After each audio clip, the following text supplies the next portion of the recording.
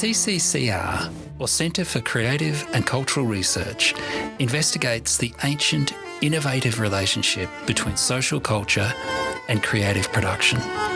Based in the Faculty of Arts and Design at the University of Canberra, we generate scholarship and artwork in a wide array of humanities, social science, applied and creative disciplines. You are listening to a fresh presentation from the CCCR's Culture and Creativity Seminar Series. To learn more about the Centre's work, please follow the links in the program notes. This podcast was recorded on the unceded lands of the Ngunnawal and Ngambri peoples.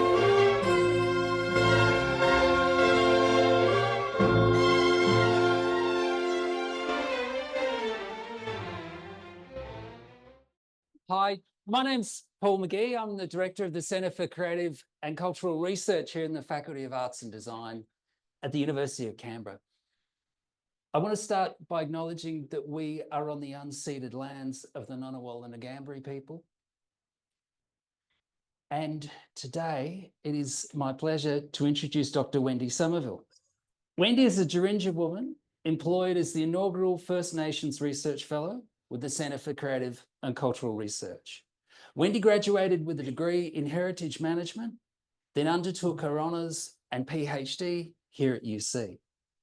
She teaches through the Indigenous Studies Minor and is also the curator of the FAD Aboriginal and Torres Strait Islander Arts and Artefact Teaching Collection, which she uses in her teaching.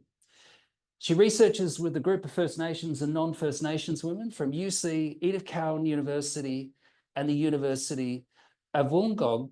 And Wendy will be talking today about the First Nations Collaborative Research Web, which is a pillar within the Centre for Creative and Cultural Research, which she inaugurated along with Lisa Fuller, Ashley van der Hervel, Andreas Stapgaunt and Delphine Fraser back last year. And already by the end of the year, the web was the recipient of the Outstanding Achievement in Research or Enterprise Award at UC's 2024 Research Excellence Awards. So we're going to hear about something very special today. Please join me.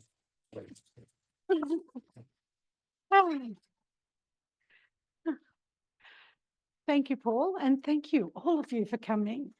So I too want to acknowledge, I'm putting that down because I'm short, not because I need more volume, Ngunnawal and Ngambri country and people.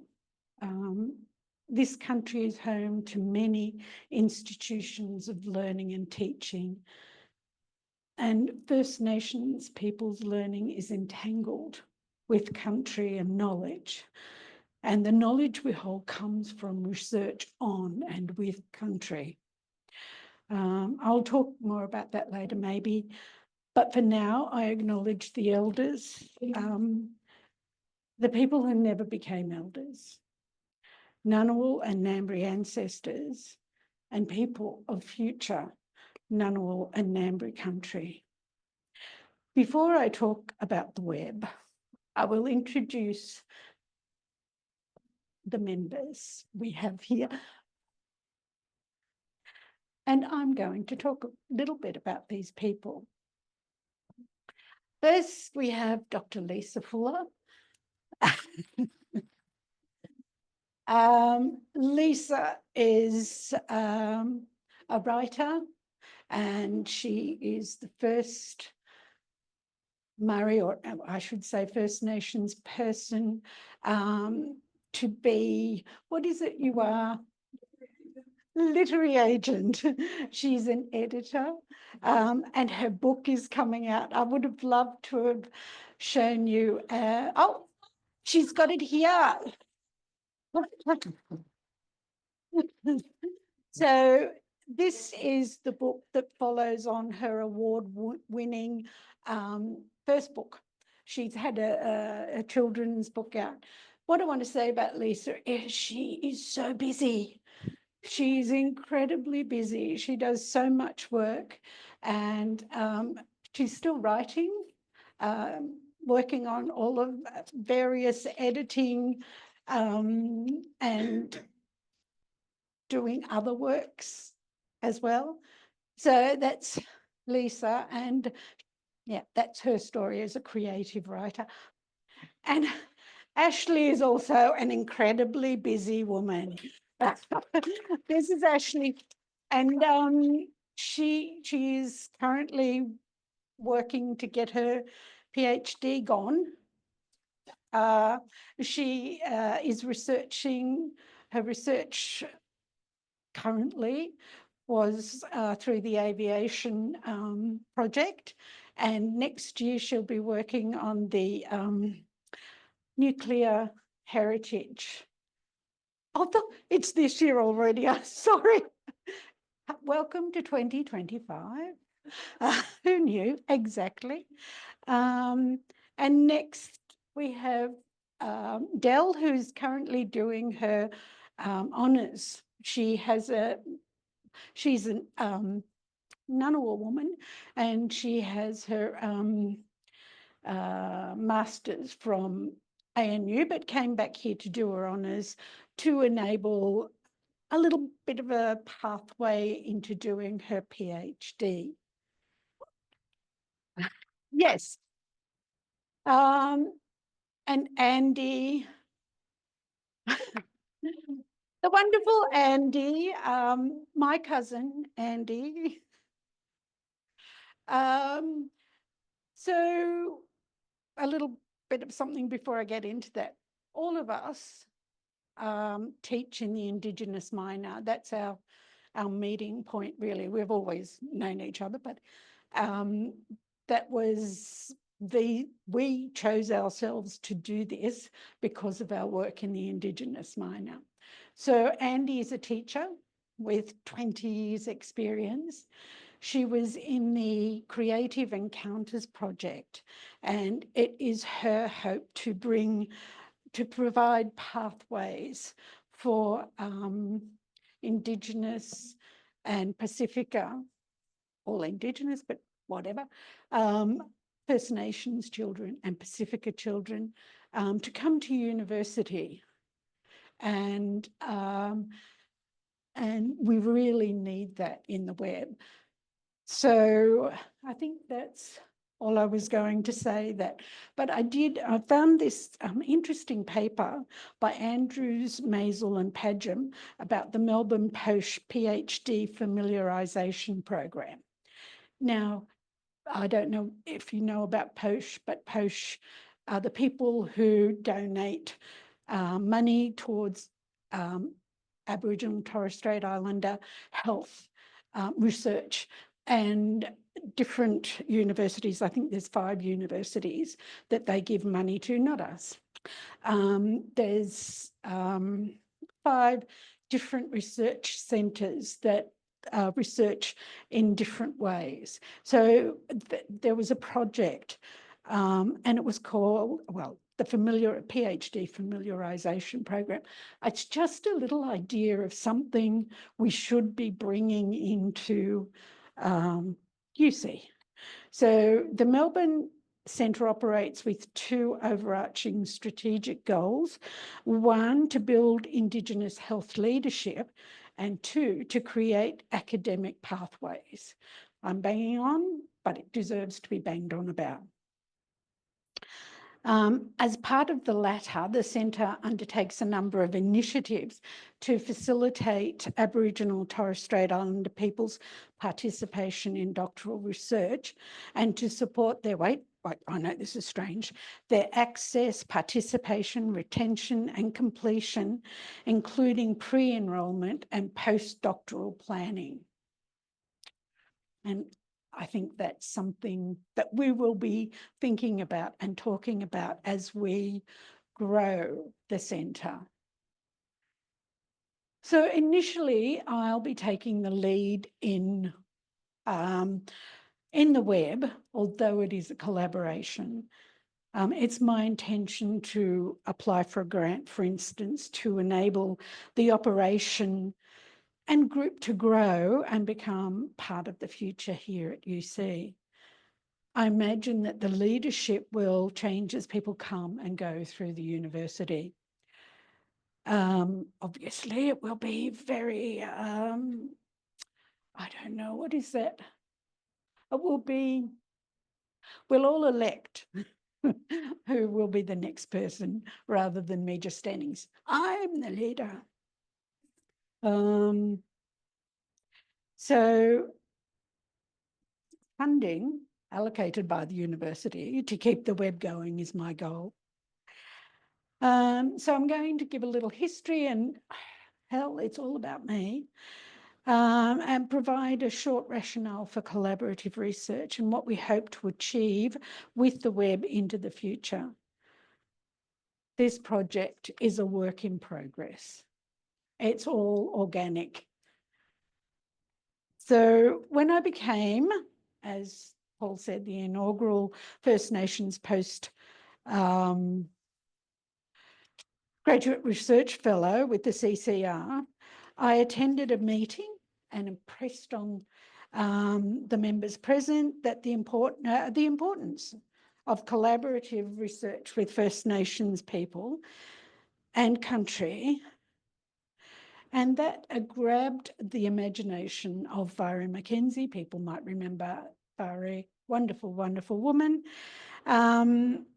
She was then a CCCR research fellow. She started asking questions and throwing ideas around, and yay, we got up a research collaboration and published a paper titled Kind Regards, Negotiating Connection to Country and Place Through Collective Storying. That collective was made up of 4 First Nations and 3 non-First Nations female academics from UC and, as Paul said, Edith Cowan in WA, where Valerie now teaches. It just happened to be women who were working together. We're now currently working on a second project for which we received internal seed funding. The project is titled Collaborating Across Country and Cultures, Yarning, Walking and Weaving the Changing Riparian and Waterscapes. For this project, we increased our researchers by 1, and that person is from the University of Wollongong. So Crystal is from the University of Wollongong, and I hope to sort of build, you know, things with universities all the time. I forgot to talk about some of the research things that people are involved in. So when I say the web is involved in those papers, the first one was Ashley, Lisa and I, and of course Bethany, but we're not allowed to mention Bethany. Ashley has done a project with Dell, that is the amazing scar tree. If you haven't seen it, find it. And of course, I mentioned your creative encounters. Yes. So sorry, I just realized that I was jumping ahead of myself here. So back to me. When I started my PhD,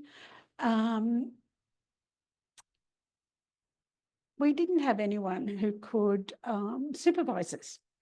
Paul, Wayne, Aboriginal people, no supervisors. But then Peter Adol came on board as the PVCI. I didn't, I already had chosen my supervisors by then, so we're all off. But one of the things that he did was he introduced Tess and I, Tess being the other doctoral candidate around at the time, new, and he introduced us to NIRICAN, which is the National Indigenous Research and Knowledges Network. So there we attended conferences, seminars and workshops, and importantly met a few academics and lots of PhD candidates from around Australia. And I mean that, around Australia. At the time, there was a focus on teaching PhD students about applying appropriate Indigenous methodological frameworks to our projects. So, and additionally, I took a course at Melbourne University on research and leadership, where once again, I met many other First Nations HDR candidates. Research was being done in an array of areas, with the common denominator being the imperative to provide First Nations knowledges into those subjects. And here I want to say, let me see. So Crystal was doing criminology. There were loads of people who were doing psychology. Psychology is really something that Aboriginal people seem to do a lot. They used to do it at the Ngunnawal Centre, you know. I think up to a third of the people when I was there were doing psychology, and law. Law was another one. But, you know, I'm still in contact with the screenwriter, that criminologist. Oh, and Megan was already a medical doctor, and her PhD was on triage, ways of triage in the emergency area. So all I'm saying is here, what I'm trying to say is that this array, why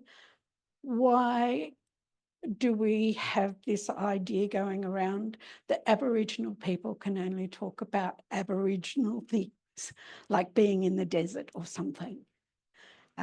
So we have, you know, a range of interests, as do non-First Nations people. So what is web? What do we hope to provide? So I'm just, because I'm at home on leave, I just copy and pasted everywhere. On our web, we state that First Nations Collaborative Research Web, which when we get around to having a meeting, we hope to change the name. So now I'm telling you about this, but we do hope to change the name. So it provides a platform for creatives and researchers to collaborate and centre Aboriginal and Torres Strait Islander perspectives in the academy. The research web operates at the cultural interface and engages in cross-cultural collaboration to provide an intersectional space to share stories, skills, and creative practice. Drawing on the diverse skill set of CCCR members, the research web theme produces cultural expressions such as short stories, poetry, multimedia writing, essays, artworks, digital objects, podcasts, and more. These expressions are generative, leading to the production of high-impact, quality traditional and non-traditional research outputs. The key aim of the research and the projects engaged in is to build and grow the research in a way that does centre First Nations knowledge, people and practices.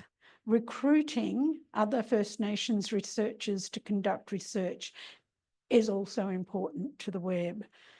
And story, as you all probably know, is at the heart of most First Nations Australian cultures. It's our own system of education, reflecting the fact that everything is connected, interwoven with varied permission controls. The First Nations Research Web caters to culturally appropriate engagement in this area.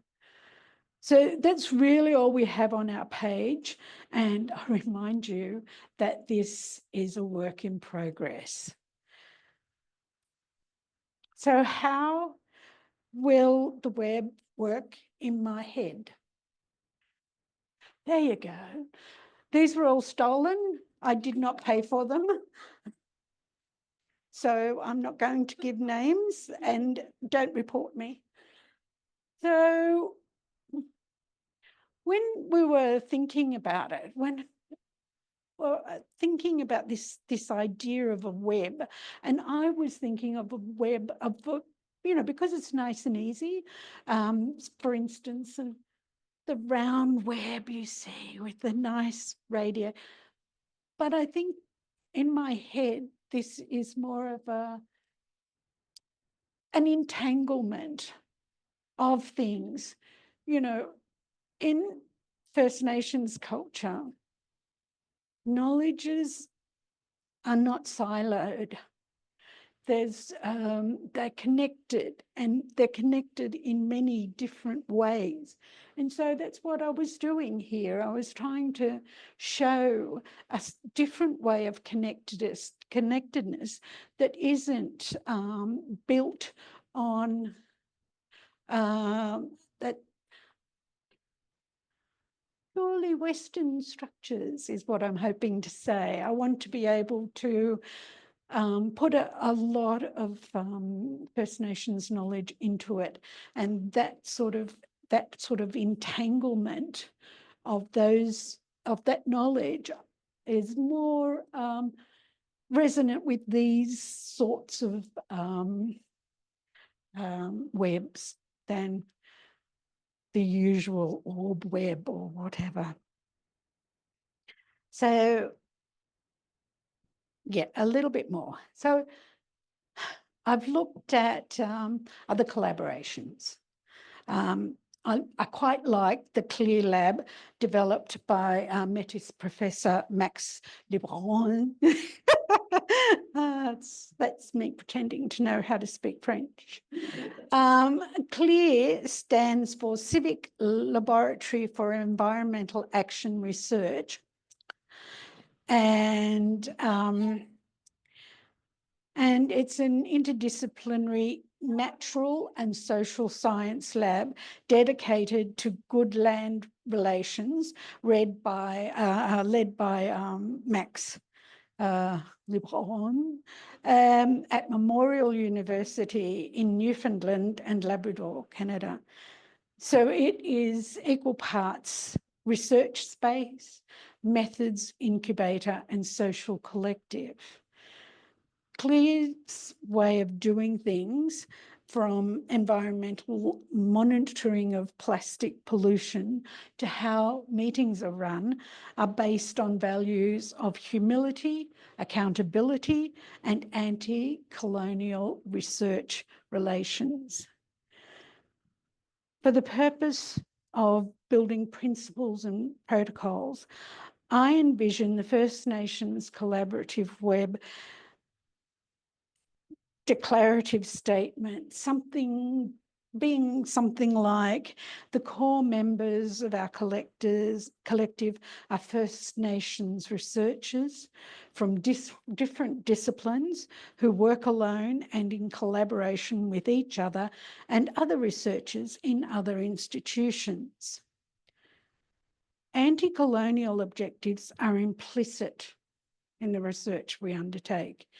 Our work draws on country and is built on respect, kindness, relationality, and collectivity in our project. So a slight, change there. And these values are evident in the way we approach our work with each other and our allies. So relationality as a method, I just have to tell you, as a research method, this is another thing that's festering.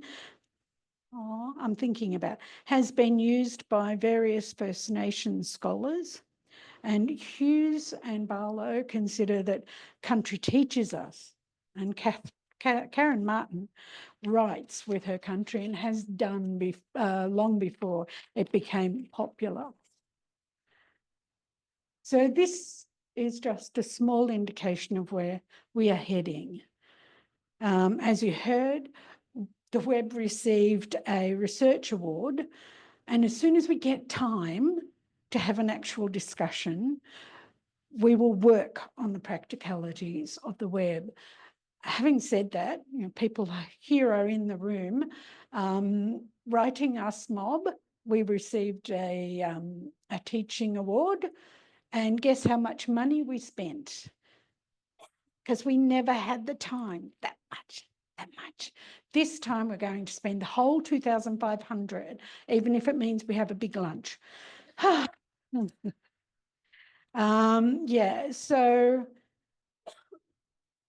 up for discussion, things like how we run meetings for starters, how we would put people's names in our any articles, books, whatever we wrote. Who is going first? Who has done the majority of the work? Recognizing who is doing that work. We'd have to decide our first non-First Nations people we research with considered associates, allies. What are people called? And what value do we give to their voices? It's really tricky thinking through these things. Though we are always aware of the inclination to reinscribe colonialist thought because of the imperatives of the academy, we must be sure that our values and knowledge are the most important in this space. This gives rise to the question, how do we decide if a person or project fits the web? So you see what I'm talking about, it's rather organic. We have lots to consider. So ethics, of course, will be a major part of our research values, and these need to be spelled out. We'll take our cues here from other First Nations, people like Professor Mary Graham, the First Nations academics, not the whole nation. So we've also got, I've talked about teaching and Andy, and I am also looking at the Indigenous Education and Research Centre, Indigenous Research Support Network, how that's run at JCU. So Professor Nakata is there, as well as, I don't know, Dr. Sana Nakata, who writes about education as well. But that research network, support network, is a community of leading and emerging research scholars working with Indigenous topics. They're brought together by their common interest in navigating and challenging dimensions of research that benefits Aboriginal Torres Strait Islander people and communities. So at the heart of the IRSN is a shared commitment to grow the capacity of all researchers and research students to undertake cutting-edge research with social impact for Indigenous communities, both in Australia and internationally. We can say that too because we've got Andy. And sorry, I did not say Andy, of course, is a Maori woman. So they provide leadership in high quality Indigenous research and offer a range of workshops and events. Those workshops, they invite scholars from within and beyond JCU to share their own work in JCU conversations and seminars. And I think that's a great thing that we should be thinking about, maybe engaging with those. But as I said, I'm on leave. We'll talk about all these things at a later date. So I think some of the stuff that I've been reading out can be applied to the web, although it will change shape to accommodate us as we grow and how we grow. And I've been talking mainly about research, but it is our hope that we can get a physical space that we can invite undergraduate and HDR students to come to drop into. Ashley has great ideas about engaging with the whole university, maybe having craft days and yarning days, and so more of those things can, I hope, will be able to be run under the auspices of the web. And by now, Paul, you've realised this is bigger than Ben-Hur. So, yeah, when I started uni, my niece told her mother to go to university and take Auntie Wendy with you. And this was pretty much, I recall Tracy saying not so long ago, talking about how many First Nations students were in her class. And she said, oh, and there was this one, this one, this one. And I had the other one. I said, oh, my sister. And was she your sister? And this is the thing at the Ngunnawal Centre in those days. We had lots of sisters going. We had Mark, his son, and his sister. So there were a lot, and we had cousins. And so there were a lot of people who came to university and came with built-in support. One person I recall I was at university with. So people from the same town would come to the university. We had two the year I started, two from around near, oh gosh, this is typical of me. I forget as I'm going. Yeah, so we had two lots of people come from country towns together. So we also had, as I was about to say, one student was the first in her family and also the eldest. She was 18, she had a 17-year-old sister and a 16-year-old sister, and at every opportunity they would come and stay in her room over at Ascot House. And but she left after getting HDs in her 4 subjects that semester because she couldn't stand to be away from home. That has happened so often. We had a student who had appendicitis, and but she was from the country. What do we do? There's nothing in place. So I invited, once she got out of hospital, to come to my place. And that's the sort of thing we were depending a lot on each other. And it was much more of a community than you'd expect, or that, I don't know. I don't want to keep saying it and banging on, but it's changed. The Ngunnawal Centre has changed so much. So I think it is usual now to include communities in research, but there are problematics, and there are probably better ways of working with community. And I just pointed out a community. And I think we here, our research web and others, are part of a community. I think too often communities are expected to want to engage with research. You know, back in the 80s, there was that T-shirt, an Aboriginal family, 2 children, parents, and a white person. That was their anthropologist. So it's starting, I think, not to, really, to question this idea of it has to be done with a community. There are so many burdens. Can you imagine what Ngunnawal and Ngambri people, how often they're approached to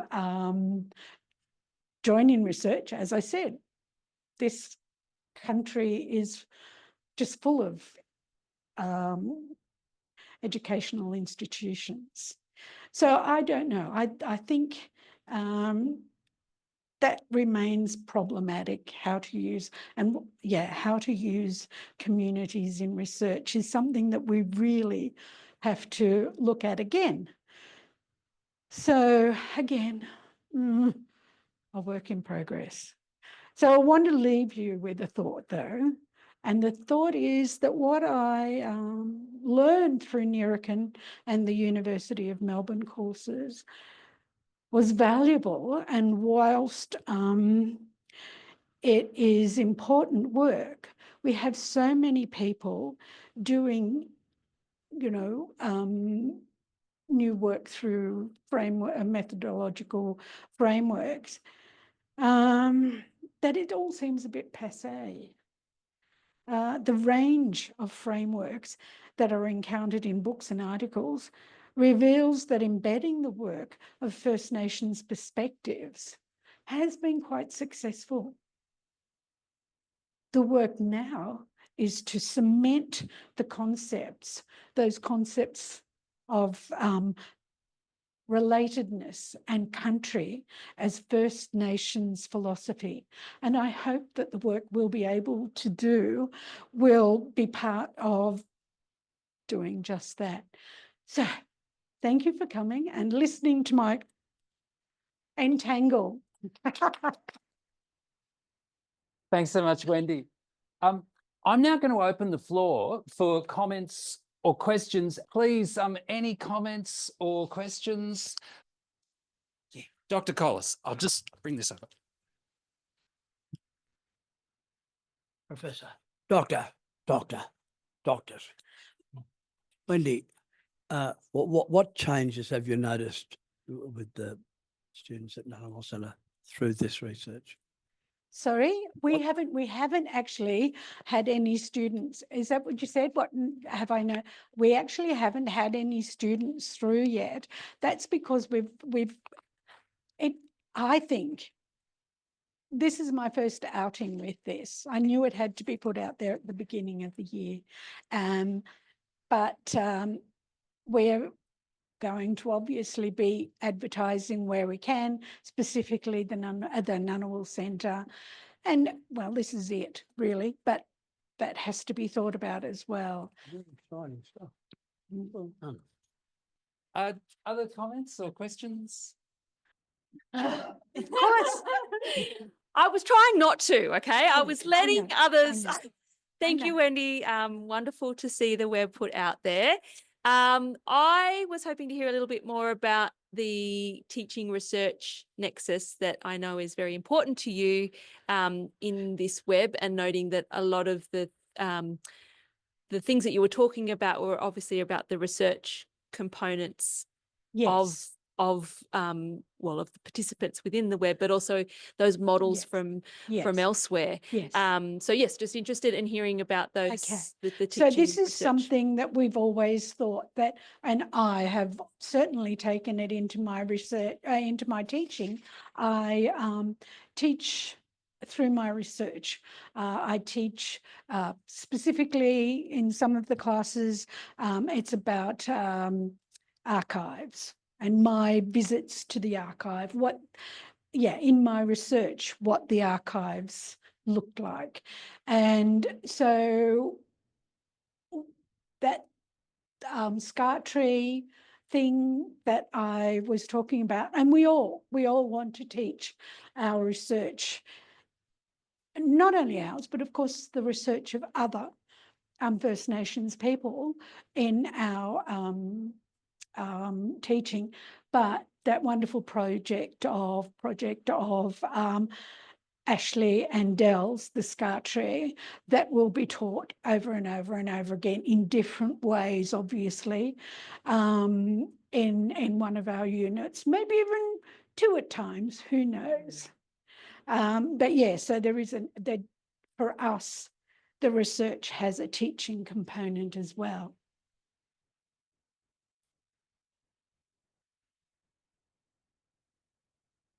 This might be a question that's a bit like you're probably well on the way to this, but as someone who doesn't teach in your core units, at what point do you want people who don't teach in this to be like, hey, do you know about this? To other, like, is it from first year that we start telling people that this is a thing and that this is where you find it? Oh, great question, Natalie. Yeah, tell them tomorrow. And keep telling them. You know, I do a little thing where I tell my students, you know, you can do an honours here. And I start early, and yeah, often I tell my students that. So yes, Natalie, tomorrow, anything that gets the word out there is great, I think. Wendy, could you speak a little bit more about something you just mentioned briefly, the idea of an actual space? Yes. Yeah, can you talk a bit more about her aspirations there? Aspirations, a room with a board and desks and someplace we can put books. And hello, my dear. Hello, everyone. I'm Zora from the collections. So I've recently moved my role from campus estate to the library, and I've got a new task of looking after the Muragadi gallery space that has no program and nothing. And it's a very unusual space to be called a gallery because it's like mostly glass walls. And part of it is facing the normal garden, and it's got a few white walls. But I actually think it's a great space to kind of use as an experiment space for some of the activities you might be thinking about.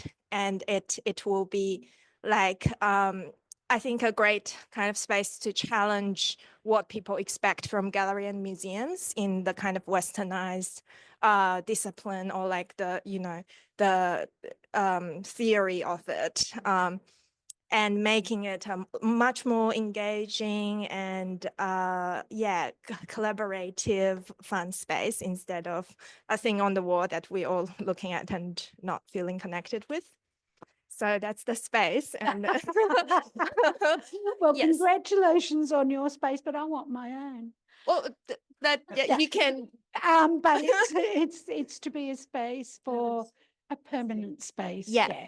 And it's if you want to do any experimentation of like presenting it for the getting that future permanent space, I think it's like, always open for you to come in and play with. The lovely Zora. Oh, I'd say just on space before we leave it, a whole bunch of us are leaving. Our offices are going to be vacant. Mine is a big office. It's the old head of school office, and I intend to move out of there into a box somewhere. So maybe I've got the space there. Thank you, Jen. So it's Ashley speaking. Of course. No. I actually just wanted to kind of make a point. So you've kind of talked about being a self-appointed leader in a way, but for, I am a student, like a PhD student. I came into uni to study with Tracy on Heritage of the Air, and meeting this group of people created a community of connectedness, but also a space where I could mix myself and who I am with my academic life, which has been something that is quite tricky to do. You don't know where is the place for this and that, because you separate things out as a researcher in this kind of institution. But for me, you're not a self-appointed leader, or, because you've actually created a space for all of us to connect and work through and become ourselves, and hopefully much better teachers and researchers. So this project is really exciting, and I hope actually to be your first student that comes out of it, because, I'll hand in my PhD and we can put a little note on the website. So, I offer myself up as that, maybe. Definitely. But yeah, it's just, it's something that we did come together because we all work in teaching in Indigenous Studies major and kind of started working together and connecting.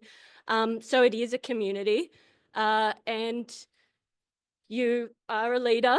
And just hearing your talk then, I just felt so inspired to continue on showing up.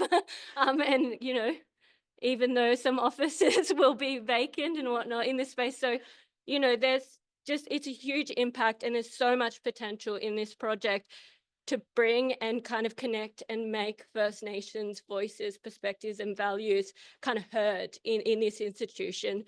And, you know, I think there's going to be some amazing things that come out of it. So get that space. Thank you, Ashley. One of the things I did forget to say, and it is an important thing, is that all that entanglement, that there is a teasing out of, because of the projects. You know, we might want to do projects, or people might want to do looking at my friends and saying LGBTQI plus things that I know Sandy O'Sullivan is doing some amazing work in the queer space and anti-colonial work. And I read a book, no, I read the title of a book that's just come out, and it's that's my university life. I read a title of a book, or the first 20 pages, don't get me wrong. And it's anti-colonialism in a queer Asian perspective. And so the thing is, we are not we're not saying we'll only talk to people about this, this, or this. If people present us with a really interesting idea, we can, you know, we'll fit it into one of our nodes, which we might just make up as we go along. So, yeah, so sorry, that was just something I forgot to say, that they're not only for us as researchers, but for any other researcher who wants to work with us. We have a space. We just haven't called it anything yet. Yeah, time for one last comment or question. Hi, what I was kind of curious about is, with the emphasis on the research side of things and the production of it, I was wondering, in terms of connecting that more broadly to the university, is that something that this space might be, you know, interested in? Is that sort of a direction? In what way? Because it is with the teaching. With the teaching, I was thinking it was broadly connected with the university, or actually vitally connected with the university. Oh, yeah. I suppose I meant more like, because so if you're talking about, you know, creating works that are, you know, highlighting intersections and highlighting perspectives around that connectedness, I mean, that's a pretty core thing, right? Well, I don't need to tell you that's a pretty cool thing. So I guess I'm talking more about, like, when with students who are, you know, looking at work across whatever range of degrees in whatever way they're studying, sorry, words. And I guess I'm curious about whether there was considerations with connecting across the university to encourage those works to So be sort of more like transdisciplinary work. So yeah, through to get the word out, kind of thing. okay. Indigenizing the research culture, is that? Yeah, yes, yeah.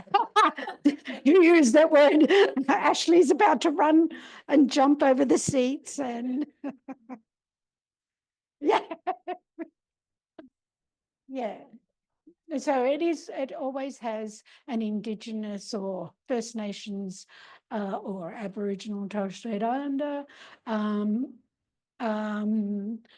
perspective and working through and with those perspectives with researchers, other researchers. That's what you're saying, isn't it, Paul? Yes. I'm not sure exactly what it is you want me to say. That's, I guess I, You are welcome when we, yeah. yeah. Are you thinking of putting the word out about us, or is that part of it? No? I guess I'm thinking, like, as a student, I was exposed to a lot of work through, you know, like reading lists, things like that. Yes. Right. If there was a way to get the, you know, these writings kind of incorporated throughout the university so that, you know, Yeah. Thank you. Yes, certainly we have publications that can be spread throughout the university that are currently just being taught in our units. The new big project at Sydney University that's supposed to have something like 71 PhD identified Indigenous PhD positions. Does anyone know what it's called? It's something like CIFE. I didn't clarify what that stood for. And What now is it? CIFE, I think it was, so Centre for Australian Indigenous something, I don't know. Yeah. But I isn't looked that it up. amazing? I tried to Google it and I couldn't find it. So I did too. That's Yeah. where my problem was. But I will talk about it. Yeah. Even though we haven't identified or collaborated, corroborated, my head is full of collaboration. I was thinking I must talk to you about whether my project can form part of your work too, Exactly. because Exactly. it's Exactly. working with Indigenous people up north, but Yes. it's expanding that web. Yes. Mm. Yes. But yeah, so you heard Alison, 71 odd First Nations Indigenous students. But guess what? Guess what the pay will be? How many Indigenous PhD students will we have when those 5 universities or whoever it is are in the mix, are paying their students, giving them a stipend of $80,000? 80. What do we give here? 35. Yeah, so imagine that, I mean, other universities, QUT, Macquarie, and no doubt Sydney, already give $50,000. And we're dancing around with our 35,000 here. And of course, the big universities have got kudos, their names, just their names. Thanks, Wendy. Thank you. Thank you.